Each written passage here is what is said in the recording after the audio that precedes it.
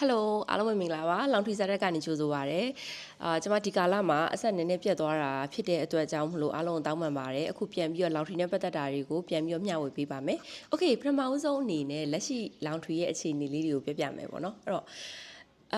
လောင်ထရီလက်ရှိအခြေအနေဘယ်လိုနေလဲဟုတ်ပြီအဲ့တော့ laundry ဘယ်လိုနေလဲဆိုတာကကြတော့အခုလျှက်စစ်မီးနဲ့အရင်ဆုံးချိန်ပြီးတော့ပြောကြည့်ရအောင်ပေါ့နော်ဒါကျမကိုယ်တိုင်လဲ laundry ဖွင့်လာတာ10နှစ်ရှိပြီဒါပေမဲ့အခုအခြေအနေကတော့ဒီအခုနောက်ပိုင်းအခြေအနေကတော့တော်တော်ဆိုးဆိုးရွားရွားအခြေအနေပေါ့နော်လျှက်စစ်မီးလျှက်စစ်မီးအချိန်အလင်းမီဆိုတာမရတဲ့ပြဿနာပေါ့နော်အဲ့ပြဿနာကဘယ်လောက်ထိဆိုးလဲဆိုလို့ရှိရင်ကျမတို့ဝန်ထမ်းကိုထိန်းချုပ်ရတာဝန်ထမ်းခန့်တဲ့အပိုင်းနေမှာပါပြဿနာရှိသွားတယ်လျှက်စစ်မီးအချိန်ကပုံမှန်မရှိတဲ့အခါကျတော့ကျမတို့ဝန်ထမ်းကို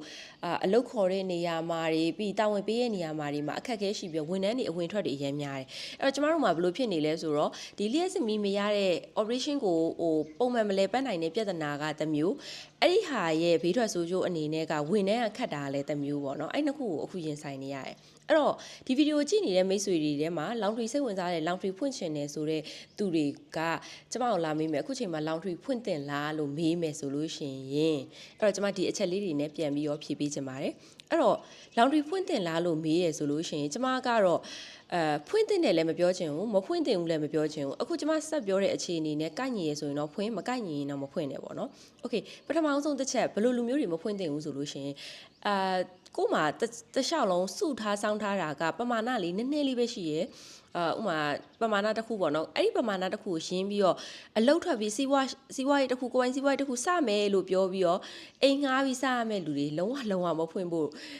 ဒီမှာပြောချင်ပါတယ်အဲ့တော့အဲ့လိုပြောလို့ပေါ့နော်ဟိုသူတို့ကြတော့ဖွင့်ပြီးတော့မဖွင့်စေချင်တာလားဆိုရင်ကျမစီမှာတင်တဲ့လာတဲ့ကျမတင်တန်းကြီးရတယ်ဒါပေမဲ့မိတ်ဆွေတို့အနေနဲ့ဖွင့်ပြီးလဲ6လနေပြုတ်မှာတော့လုံးဝ 100% သိချနေတာဖြစ်တဲ့အတွက်ကြောင့်မလို့အချိန်ကုန်မခံစေချင်တာဖြစ်ပါတယ်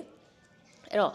့အဲ့လိုမျိုးအခုမှစုထားစောင်းထားတာလေးနဲ့လုပ်ရမယ်ဆိုလို့ရှိရင်မလုပ်စေချင်ပါဘူး။နောက်ဒုတိယအနေနဲ့ကကြတော့ဒီအလုပ်ကလုံနေရတာတော့အရန်လုံရတယ်အခုမိုးရင်းစပြီးမိုးရင်းဆိုလို့ရှိရင်ပိုအောင်လုံရသေးရပါတော့အဲ့လိုလုံနေရတာပဲမြင်ပြီးတော့အရန်မြတ်မယ်လို့ထင်နေရင်လည်းမလုပ်ပါနဲ့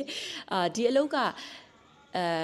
ဈေးကွက်ရဲ့ demand ကရှိတာတော့မှန်ပေမဲ့သူကအမြတ် percentage ကနည်းပါတယ်အဲ့လိုမျိုးပေါ့နော်အရန်ကြီးမြတ်ပြီးတော့အရန်ကြီးချမ်းသာဝမယ်ထင်တယ်ဆိုလို့ရှိရင်တော့မလုပ်ပါနဲ့ပေါ့နော်အဲ့ဟာလေးကိုပြောချင်ပါတယ်ပထမဆုံးအဲ့တော့ဘယ်လိုလူမျိုးတွေလောက်ရမလဲပေါ့နော်အခုချိန်မှာအဲ့တော့ခုနကအခြေအနေတွေကိုပြောပြပြီးသွားပြီလျှက်စစ်မီးအခြေအနေကဒီလိုရှိတယ်အဲ့တော့ဝန်ထမ်းအခြေအနေကဒီလိုရှိရဲအဲ့ဒါကိုတန်းခံနိုင်တယ်လို့ထင်တဲ့လူလောက်ပါပြီးတော့နောက်တစ်ခုကကျတော့အခုချိန်မှာ laundry business ကဟိုးရင်ကလို့တနိုင်တစ်ပိုင်းစလို့ရတဲ့အနေအထားမဟုတ်ပါဘူး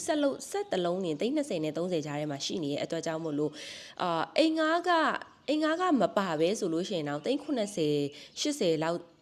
်ကုန်မှစိုက်တဆိုင်စောက်ဖွင့်လို့ရပါမယ်ဒါအိမ်ငါးကမပါသေးပါဘူးအဲ့တော့မိတ်ဆွေအနေနဲ့ဒီအလုပ်ကိုလုပ်ချင်တယ်ဆိုလို့ရှိရင်အိမ်ရှိတဲ့လူမှပို့ပြီးတော့အဆင်ပြေပါလိမ့်မယ်ကိုယ့်အိမ်မှာအိမ်မကွာနဲ့ဘယ်လိုပဲဖြစ် income တစ်ခုလောက်ရချင်တယ်ဆိုတော့စိတ်ရှိရဆိုလို့ရှိရင်တော့ဒါအဆင်ပြေပါလိမ့်မယ်နံပါတ်1ပေါ့နော်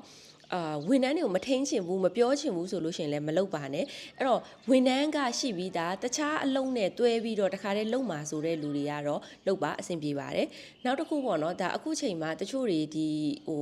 စစ်ဖြစ်တဲ့နယ်မြေတွေကနေပြောင်းလာတဲ့မိတ်ဆွေတွေရှိရဲအဲ့မိတ်ဆွေတွေထဲမှာလည်းဒါဟိုမှာတွေကကိုယ်ပိုင်စီးပွားရေးတွေရှိရဲချမ်းသာပြီးသားသူတွေရှိရဲပေါ့နော်အဲ့တော့ငွေကြေးရင်းနှီးနိုင်တယ်ဆိုလို့ရှိရင်ဆိုလာတက်ပြီးတော့လုပ်တင်လားဆိုလို့ရှိရင်တော့တကယ်ငွေကြေးရင်းနှီးနိုင်ပြီးဆိုလာတက်ပြီးလုပ်နိုင်တယ်ဆိုလို့ရှိရင်တော့လုပ်ပါဘာဖြစ်လို့လဲဆိုတော့ဒီအလုတ်ကဈေးကွက် demand ကတော့ရှိပြီးသားဖွင့်လိုက်တာနဲ့သူ့ဟာသူလာအပ်မဲ့သူကရှိပြီးသားအဲ့ဒါကိုတောက်ခံနိုင်ပြီးတော့ကာလာတစ်ခုကြာတယ်ဆိုလို့ရှိရင်တော့ဒီပေါ့နော်သူကသူလေပတ်နေတဲ့လုပ်ငန်းတစ်ခုဖြစ်နိုင်တဲ့အနေအထားတွေရှိတဲ့လုပ်ငန်းပေါ့နော်တစ်ခုကောင်းတာတစ်ခုကဘာလဲဆိုတော့တခြားနိုင်ငံခြားကတင်သွင်းရတာတွေဘာတွေဒေါ်လာအသက်ကျဈေးတွေကိုဓာတ်ရိုက်အရန်ဓာတ်ရိုက်မသက်ဆိုင်ဘူးပေါ့နော်မသက်ဆိုင်တဲ့အတွက်ကြောင့်မလို့တစ်ခါရင်းယုံနဲ့ကိုဝန်ထမ်းတွေကိုထိန်းပြီးတော့ဒီဒုက္ခတွေဒီမှာပေါ်လာတဲ့ပြဿနာတွေကိုရင်ဆိုင်နိုင်နေဆိုလို့ရှိရင်တော့လုံးတဲ့လုပ်ငန်းတစ်ခုဖြစ်ပါတယ်အဲ့တော့ဒီအချက်တွေကိုကြည့်ပြီးတော့ငါနဲ့ကိုက်ညီတယ်ကဲငါလုပ်လို့လည်းအဆင်ပြေတယ်ဆိုတဲ့အခါကျတော့ချက်ပေါက်မှာလာပြီးတော့ဘယ်လိုလုပ်ရမလဲဆိုတဲ့အကြောင်းအရာတွေသင်တန်းဘယ်လိုတက်ရမလဲဆိုတာတွေကိုစုံစမ်းဖို့အတွက်မေတ္တာရက်ခံပါတယ်ရှင်အားလုံးပဲကျေးဇူးတင်ပါတယ်